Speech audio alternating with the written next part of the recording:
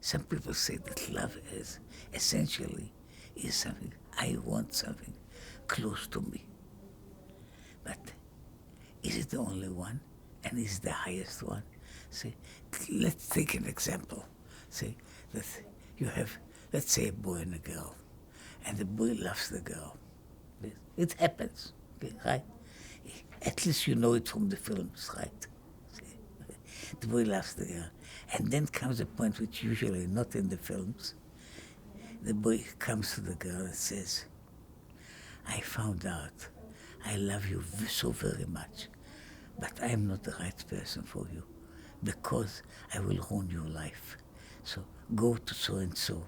He will be the right person for you. So I suppose that's a higher level of love, very uncommon, right? So the point is, can you have such a feeling? And isn't it a higher level of feeling? Because you then you say, I no longer want this the object to be mine. I love it as it is. So one of the problems about love is diversity. It's diversity. Love is not it's not only differentiate when the subject of love is different. See, I love potatoes. It's also some kind of love, yes. You love steaks. You may love a girl. It's also love. Is there any difference? I say that for most men there is no difference. And that's what's wrong about it. See? They love a potato and they love a woman almost in the same way. Of course they don't want to eat up the woman, but usually the basic idea of love is not really love. It's how can I utilize somebody else for my own needs, whether it's a potato or a girl. But do you care for the potato? Do you care for the girl? That's another question. And sometimes the answer should be, the real answer would be no. So these are the problems about when you use the word love as a general feeling of I'm attracted to, I want to something. But what does it mean? Surely there should be a difference between loving fish and loving a person, and loving the Torah or loving God. It's not only different because the object of love is different. It's also different because it is not exactly the same emotion. There is something similar in these emotions, but it's not the same emotion. What is the difference between say a love with a potato and a love with a woman, or a love of a woman to a man, which is in that sense not so different. So I'm not so different between men and women and men, even though there is a difference, of course, because the difference is in every emotion. Every emotion is not only different about the object, but also the subject. Who is the subject? Who is the lover? And there are some people who are possibly cannot ever love anybody or anything. They can only utilize things, but they cannot love them. So love is a quality of the mind, but it's not a simple one. See, to define it and to deal with it can love be completely unselfish? Take another example. See, you walk on a field and you see a beautiful flower. You like the flower. So what do? There are two ways of doing it. One is to pick up the flower, and one is to leave it stand, leave it going. So what is the higher level of love? See? Now there are kinds of love in which you from the very beginning you don't want to own the object of your love. I see a wonderful, beautiful mountain. not just impressed. I really love it. I would like to spend hours and watch it. Do you want it? Do I want it to have it in my pocket? It's not just because it's big. I don't want it. I love it where it is and what it is. So as I'm saying, it seems that when you speak about love, about the levels of love, and it's not just nuances. It's big differences. Big differences in the way that when you have a love of two friends, love of a person that is, say, hopelessly in love with a person that he knows that's not the right person, but still in love. It happens. Lots of novels written about it, but it happens also in real life. And there is love when you know that you are, it's a hopeless love or another way, but you are still in love. You're still in love.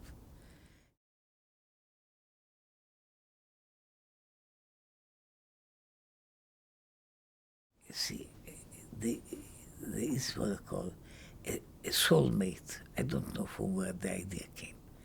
The idea came that there's somebody that God decides that is you, that is the right one for you. Now, that's the right one for you. One of the things that people don't say it, I'm sorry to say it, it's now in public, but they say that God decides before the child was born who is the right spouse for this child. Very true. But it doesn't say that God decides that this couple will be happy. Some couples are perhaps not happy, not so happy together, but you see what kind of wonderful children they produced. So you may say it was a good investment. A good investment, even though it contains lots of suffering, but this relationship, this connection was important. The world became better, and so there are many other cases. So the search for finding somebody that is, well, I'll see it in a click that that's the right person. I won't see it in a click. Sometimes I do. See, there are clearly cases of love at first sight. We don't always have a list of results. What happened with the love of first sight 2 years later, which is a good question to ask. It may be love at first sight, surely, and it may be love which goes with great difficulty, and sometimes very reluctantly. Now, sometimes people that were very reluctant to marry each other, as they almost saw it as a kind of a, well, I don't have any better choice. It seems that it was the best of all possible events, and it happened, and you can see them from time to time. I officiated a wedding. I try to do it as sparsely as I can, but one of my blessings is, I don't know if you would believe. Say if you appreciate something like this, I say to the couple, and now, eventually, in the future, you will fall in love with each other.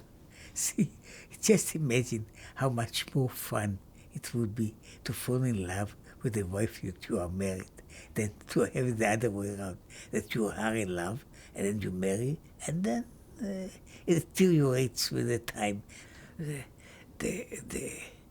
One of the most beautiful stories in the Talmud is the story of Rabbi Akiva, and the story how she fell in love with him, and which is a remarkable story. She is the daughter of one of the richest people that was in the country, enormously rich, and she falls in love with a person who is surely much older than her, and completely ignorant, and has a very simple kind of a vacation, and which means it is love in the sense not of seeing through all the veils, seeing through all the veils, to see something that's completely different, and you see through it. They say what is a great sculpture. A great sculpture sees a stone and sees within it the beautiful sculpture. So the wife of Rabbi Akiva saw a big person. He was considered to be, we know that he was a tall person, tall big person, and I think that he was, when he married her, he was a widower, and she could see what is the inner beauty. So that is that. In that sense, it's a story that goes beyond almost everything, and she saw it. And the point is that we know the little bit which we know about their life together is that he appreciated it. He knew that whatever he has is hers, not hers, not her property, but her what she did to him, what she made him do, and this story, which is a nice story, that he bought her eventually when he could afford it. He bought her a very expensive ornament, which was like a crown.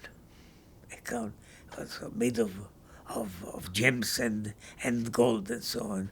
And the wife of one of the great men says to her husband, "Why don't you buy me something like this?" He says, you never did to me what she did to him. So that is in many ways it's a very touching story. Incidentally, it's just an end which is not very well known. It seems that Rabbi Akiva had a daughter, and this daughter did the same thing.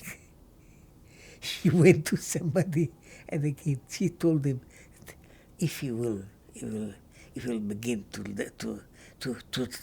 if he will become a scholar, she'll marry him. So they say, one ship goes after the other ship. Rechela bata Rechela. So that's a touching story, but there are many stories like this.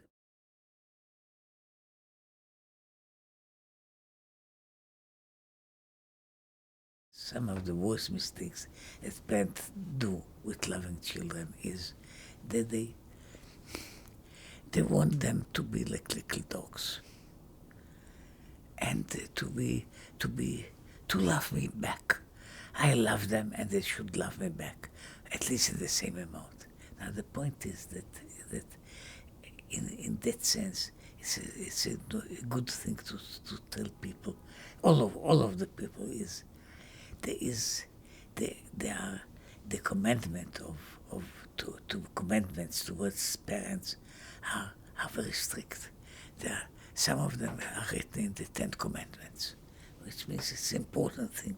It's not just a small detail, a small commandment. But see, so the commandment is to honor your parents, to feel awe towards your parents. There's not one place that said that you have to love your parents. Now, in that sense, it's a double problem. See, it's a problem for the parents. They want somehow to get back the love that they give. It's also something the problem of the children. You may, if you ask a person properly, and you want a good answer, do you love your parents? Sometimes he may say yes. He loves them. And sometimes he may say, I respect them. Or I will do anything that I can to help them. But to love, I don't know if I have it. Children are not, even when they are pampered and when they are given all the goodies, they don't, it's not always the response is not always love. So, but people they want the love.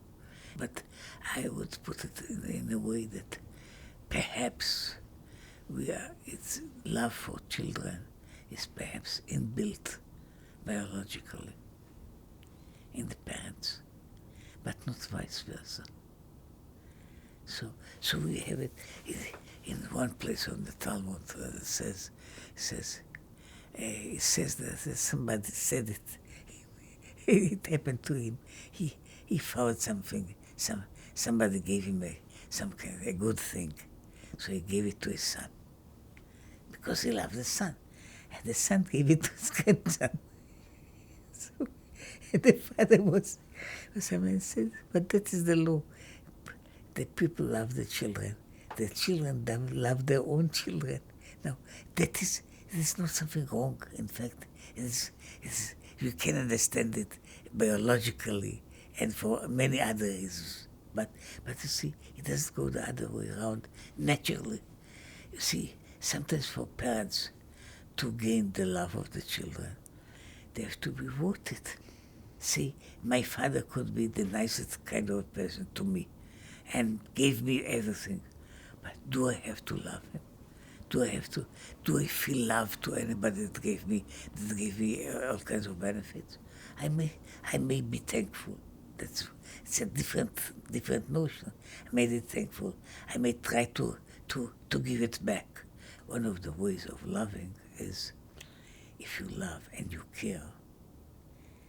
It doesn't mean when you give anybody, whether it is an animal or human being, you give everything he wants, it just will become too fat. But you want your child to grow, so you have to work on it.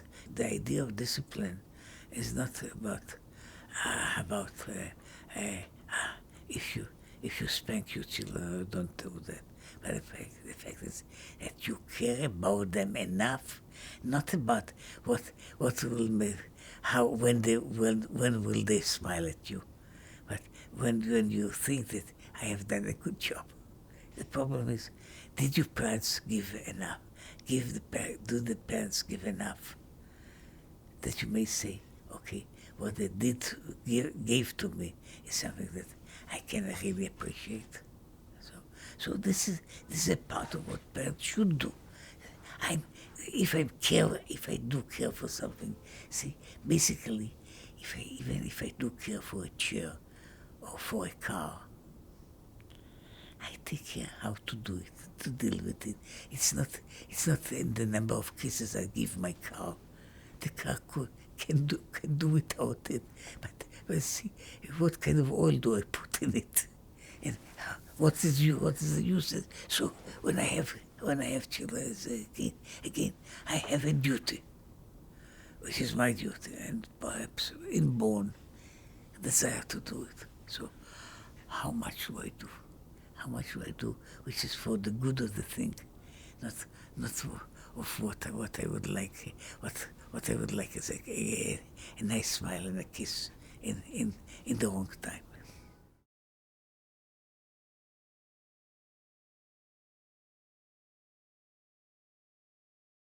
First of all, self-love is something that comes when I'm born. I'm born with love of myself, because there's nobody else in my universe. See, self-love is what called, it's a basic feeling, because I don't have any point of reference. See, the fetus cannot even love his mother, because the mother is just the universe for him. The only person for him is himself. So when you are growing, and that is one of the things that Judaism tries to teach people is to go from childhood, from being an infant, into being another person, which means that you can put other things as objects of love. It's because at the beginning, the only object that you have is one yourself, and you don't have any other object.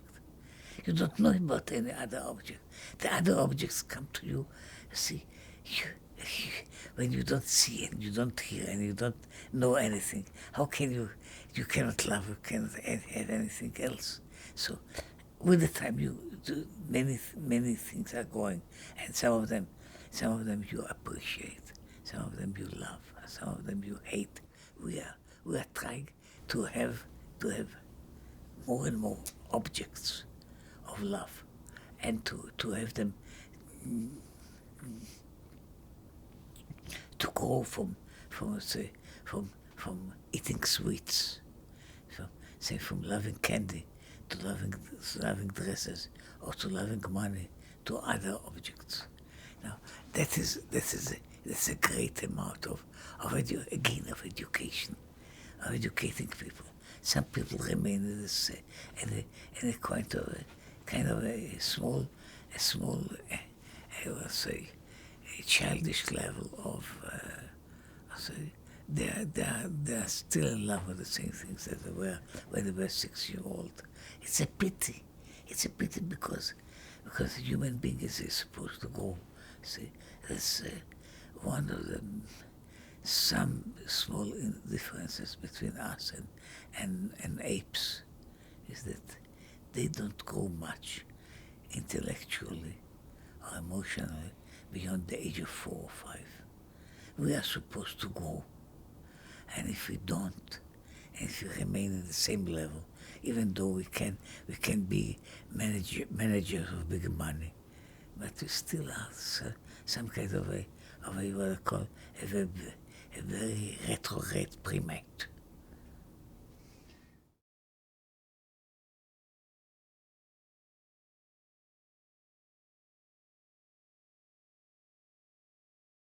Usually commandment is to do things. And to do things is something that we are usually able to make ourselves do. So how can we make ourselves have a certain kind of feeling? Now, it is not that complicated on principle. On principle it is. You see, there is what is called education. It's not just what you do here and not successfully when you teach people to solve quadratic equations. You were not in love with the quadratic equations. You had them in school.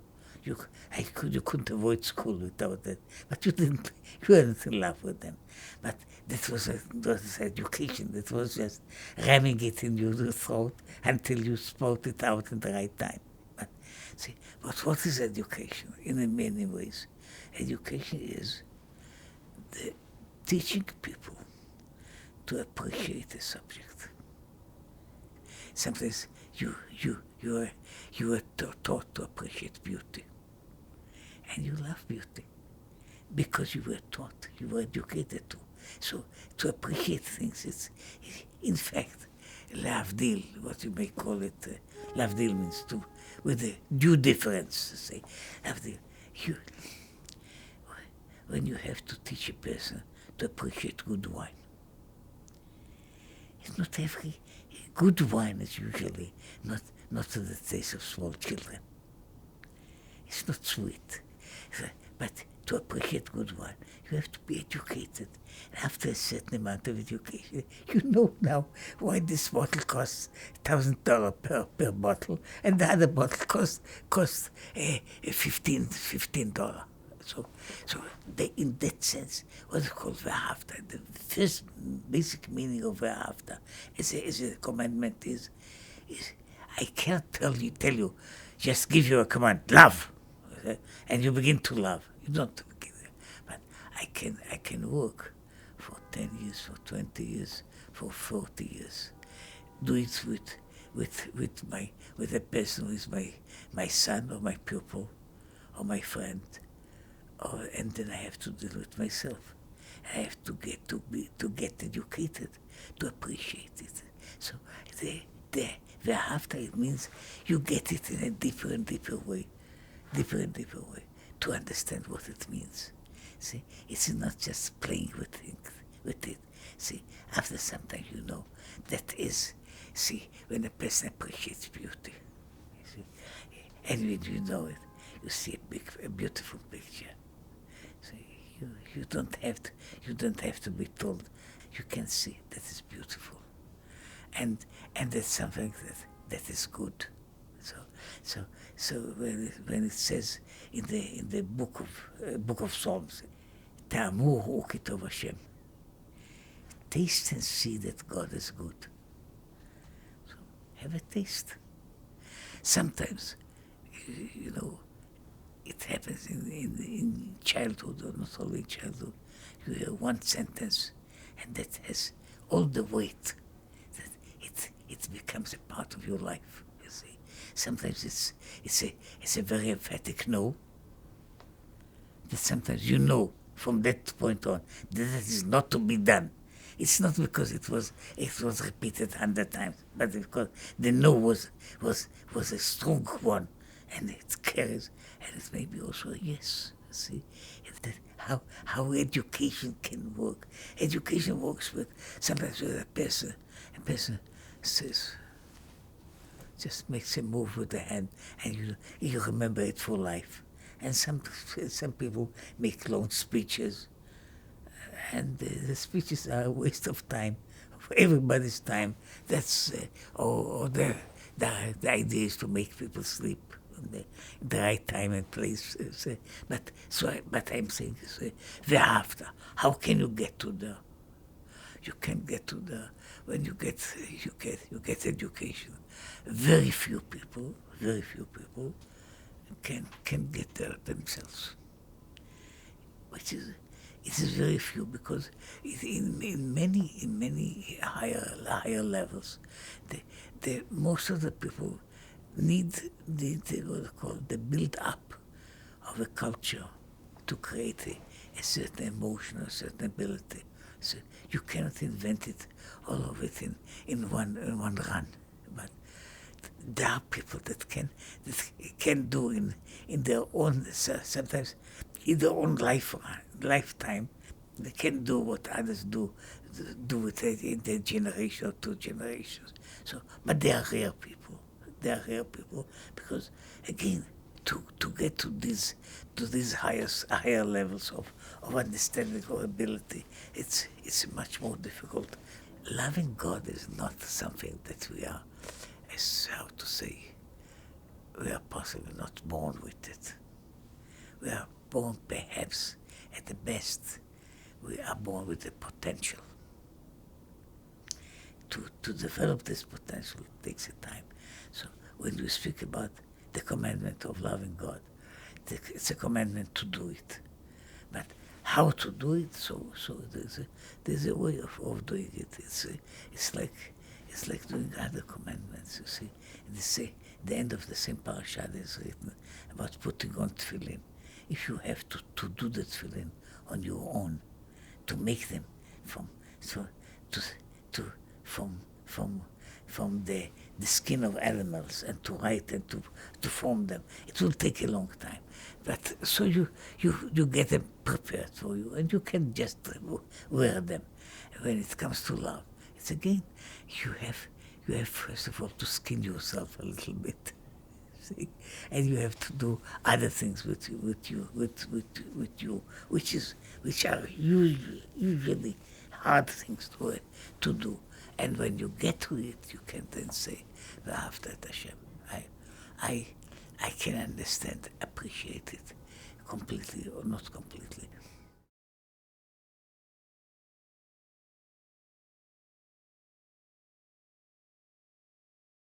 Love of God, in a way, is a kind of self-consumption. You want to disappear in your love. You want to disappear. You want to merge with your subject, with your object of love. You don't want to remain anymore. It is true about God, but it's not only about God. There were people in our country, surely, that love the country. And they feel that the highest act of love is to die for the country. See? It's also love. And in some of the Jewish books they write about it, that the highest way of of the big thing what I call what is a Jewish soul is that when the right time of choice comes to you, you are ready to die and not to live your fate. But people that were the life wasn't anything important. The life, people was sinning in the usual way, doing the things in the usual way, and then came the point of choice. And then he made a choice, which is completely untypical to the person. There's a story about a fellow who was by profession, he was a thief. He was a professional thief. And he stole from wherever he could.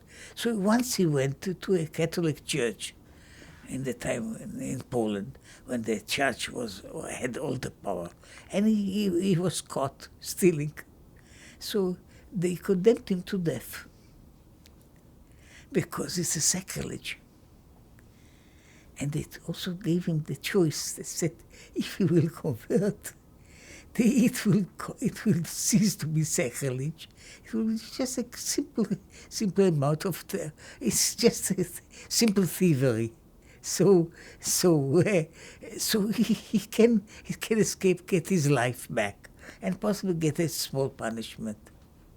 And he said, no, he will die. And he was condemned to death and died.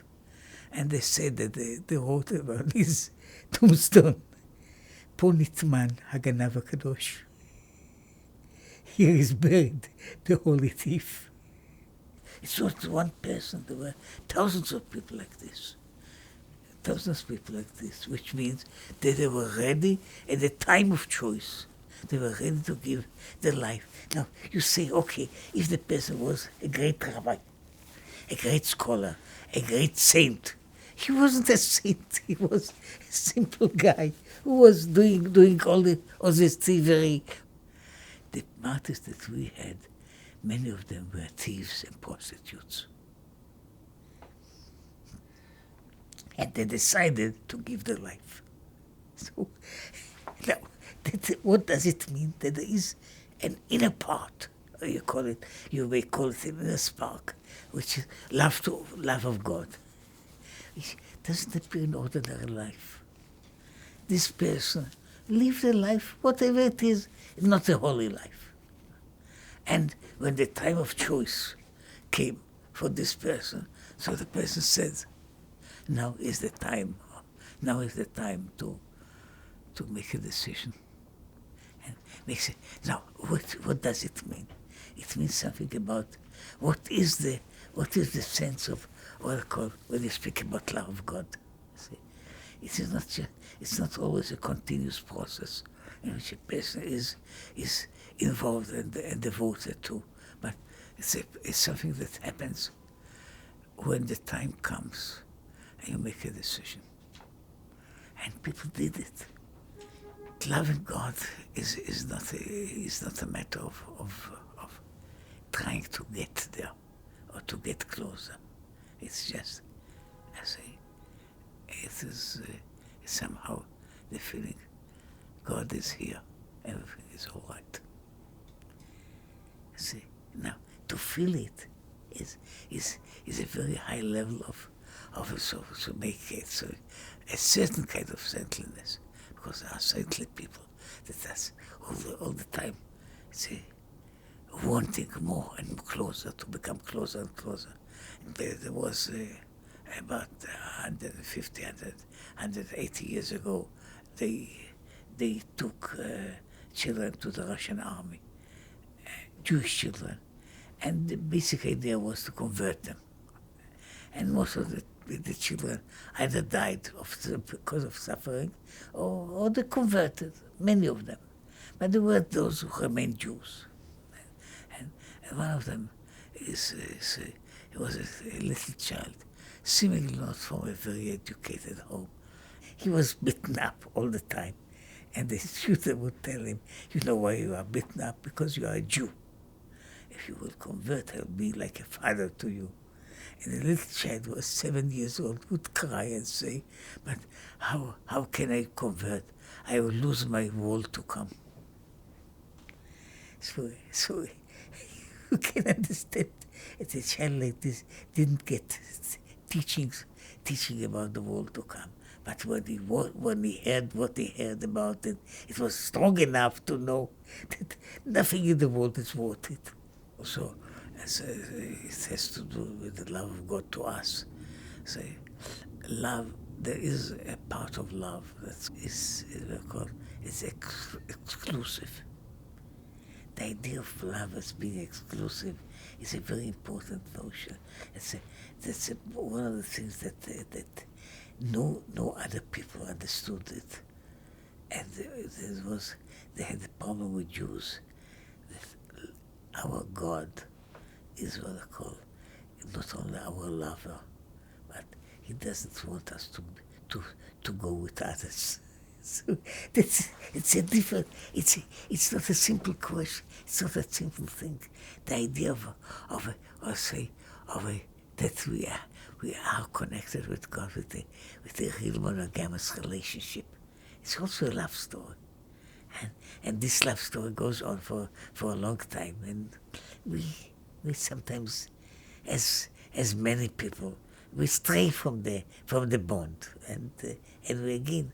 So the idea is that the love remains. See, I love you, you love me. That's the only thing that counts.